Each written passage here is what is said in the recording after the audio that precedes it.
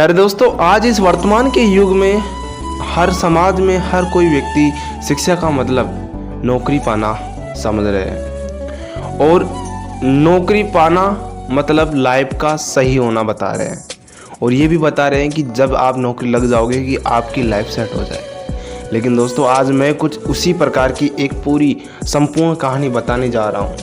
किस प्रकार से एक व्यक्ति का माइंडसेट होता है नौकरी को लेकर, किस प्रकार से वे व्यक्ति बाल्यावस्था से फिर युवावस्था में आकर फिर नौकरी अवस्था में फिर उसके बाद में किस प्रकार से जीवन यापन करता है। तो बात करते हैं इनकी। जब हम छोटे से होते हैं तो सुंदर और सुनहरे सपने देखते हैं हमारे खुशहाल जीवन के लिए, और इस अवस्था में हम उन सपनों को अपने दिल की गहराइयों तक महसूस करते हैं और इस अवस्था को अलविदा कहकर बाल्यावस्था में आ जाते हैं और हमारे घर वाले और हमें स्कूल में दाखिला दिलाते हैं। कुछ पल स्कूल में गुजारने के बाद में घर वालों और समाज की ओर से स्कूल मार्क्स का दबाव बढ़ने लगता है और हम भी उस दौड़ में कूद पड़ते हैं। स्कूल के बाद कॉलेज का समय आ जाता है और अब आसपास के लोग, घर वाले और समाज के लोग हल्के फुल्के ताने मारने लगते हैं कि शर्मा जी का लड़का तो नौकरी लग गया, लेकिन आपका बेटा क्यों नहीं?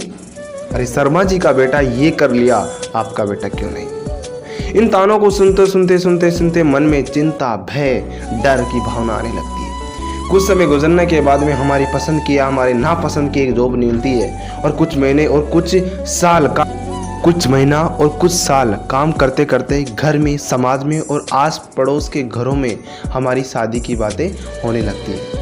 उसके बाद हमारी या घर वालों की पसंद की हम शादी कर लेते हैं। 1 साल, 2 साल, 3 साल कैसे गुजरते हैं पता ही नहीं चलता है और अब हम नए सामान और नई चीज़ें हमारे घर में बसाने लगते हैं। घर के खर्चे बढ़ने लगते हैं और हमारी तनख्वाह को बढ़ाने के बारे में हम सोचने लगते हैं। देखते देखते हमारी गोद में एक बच्चा खिलखिलाने लगता है। अब हम दोनों का ध्यान बच्चे की परवरिश पर चला जाता है। परिवार बड़ा होने लगता है और मन में यह शंका उठने लगती है कि ये घर इस परिवार के लिए छोटा है, तो लोन पर एक नया घर बनाया जाए। और अब हमारे खर्चे आसमान की ऊंचाइयों को छू रहे होते हैं और हमें अब टेंशन सताने लगती है कि यार घर का लोन, गाड़ी का लोन और उधार लिए पैसे किस तरह से। हम बाहर से तो हंसते हैं लेकिन अंदर से दुखी और चिंताओं का पहाड़ उभरता रहता है हमारा। और अब हम चूहा दौड़ के हिस्सा बन जाते हैं। जिस प्रकार एक चूहा इधर से उधर दौड़ता है, ठीक उसी प्रकार इस अवस्था में हमारा यही हाल होता है।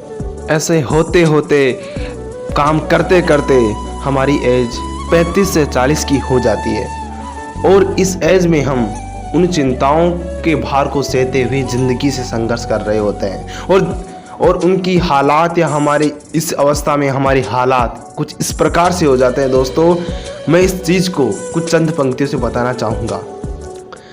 असफलताओं से इतना गिर चुका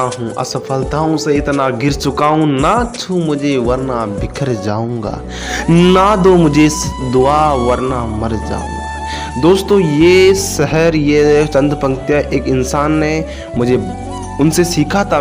वो एक ऐसे फेलियर और ऐसे इंसान थे जिन्होंने अपनी ज़िंदगी में बहुत सारे फेलियर सहे थे।